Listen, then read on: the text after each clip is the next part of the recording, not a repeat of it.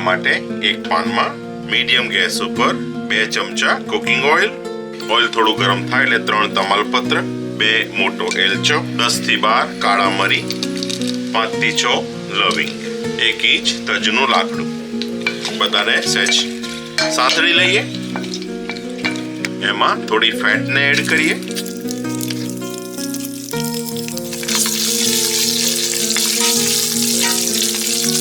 અહીંયા આગળ આપણે 1 કિલો બીફ લીધું છે મોટા મોટા પીસીસમાં.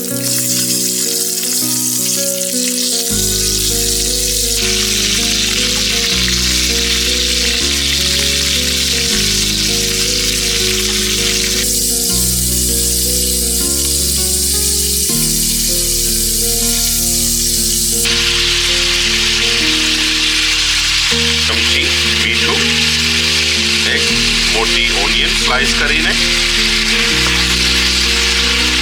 ફેરવી દઈએ. પાણી એડ કરીએ.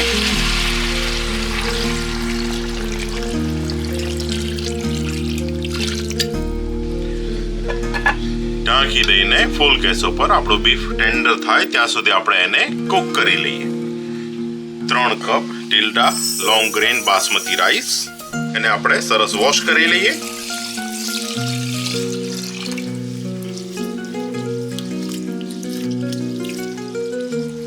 સમ મોર વોટર. બીફ જ્યારે કુક થઈ રહ્યું છે ત્યારે આપણે આ રાઈસને 1 કલાક સુધી સરસ પલળવા દઈએ.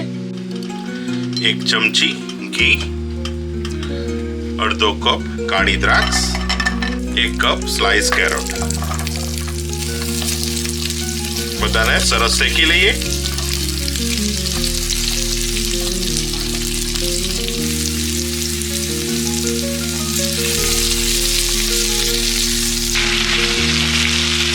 ઓપન કરીએ. તમે જોઈ શકો છો કે આપણું મીટ બહુ સરસ ચડી ગયું છે. એને કાઢી લઈએ.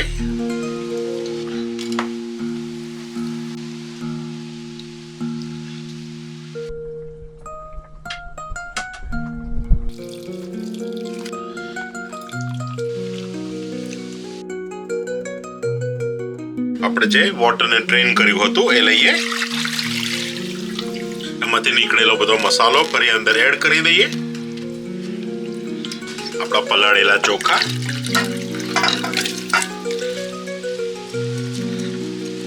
સ્વાદ પ્રમાણે મીઠું અને ચોખા ડૂબે એટલું પાણી.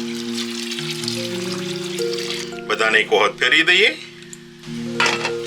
ઢાંકી દઈને ફૂલ ગેસ ઉપર બધું પાણી ઉડી જાય ત્યાં સુધી આપણે ચોખાને ચડવા દઈએ.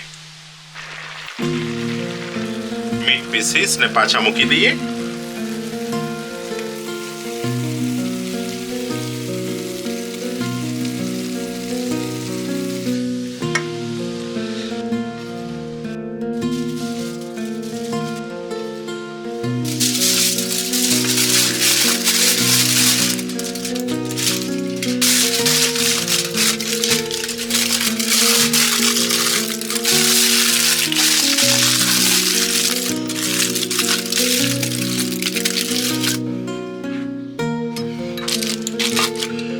વેઇટ મૂકી એને અડધો કલાક સુધી ધીમા તાપે દમ થવા દઈએ.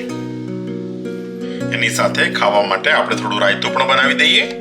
એના માટે ફૂલ ફેટ દહીં, થોડી ડુંગળી, થોડા નાના કાપેલા ટામેટા, અડધી ચમચી સંચર, અડધી ચમચી કાશ્મીરી લાલ મરચું. બધાને સરસ મિક્સ કરી દઈએ.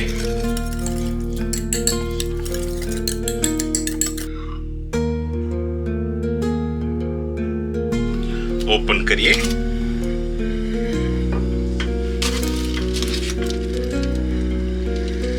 બ્યુટીફુલ.